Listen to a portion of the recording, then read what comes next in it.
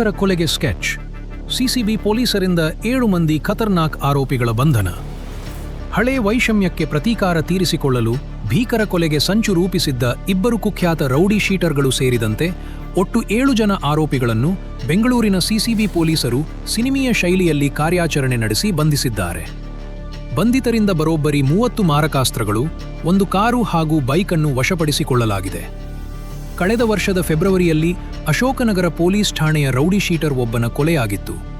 ತನ್ನ ಏರಿಯಾದಲ್ಲಿ ಪ್ರಾಬಲ್ಯ ಸಾಧಿಸುವುದಕ್ಕಾಗಿ ಎದುರಾಳಿ ಗ್ಯಾಂಗ್ನ ವ್ಯಕ್ತಿಯೊಬ್ಬ ಹಣಕಾಸಿನ ನೆರವು ನೀಡಿ ಈ ಕೊಲೆ ಮಾಡಿಸಿದ್ದನು. ಈಗ ತನ್ನ ಅಣ್ಣನ ಕೊಲೆಗೆ ಪ್ರತೀಕಾರ ತೀರಿಸಿಕೊಳ್ಳಲು ಮೃತ ರೌಡಿ ಶೀಟರ್ನ ಸಹೋದರ ಮತ್ತು ಆತನ ಗ್ಯಾಂಗ್ ಹೊಂಚು ಹಾಕುತ್ತಿತ್ತು. ಜೂನ್ 26ರಂದು ಎದುರಾಳಿಯನ್ನು ಮುಗಿಸಲು ಆರೋಪಿಗಳು ಕಾರು ಮತ್ತು ಬೈಕ್ಗಳಲ್ಲಿ ಲಾಂಗ್, ಮಚ್ಚು, ಡ್ರ್ಯಾಗರ್ಗಳಂತಹ ಭೀಕರ ಶಸ್ತ್ರಾಸ್ತ್ರಗಳನ್ನು ಇಟ್ಟುಕೊಂಡು ಓಡಾಡುತ್ತಿದ್ದರು.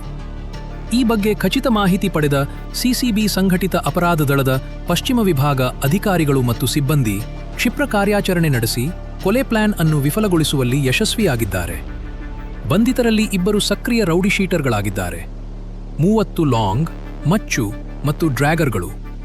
ಕೃತ್ಯಕ್ಕೆ ಬಳಸಲು ತಂದಿದ್ದ 1 ಕಾರ್ ಹಾಗೂ 1 ಬೈಕ್ ವಶಪಡಿಸಿಕೊಳ್ಳಲಾಗಿದೆ.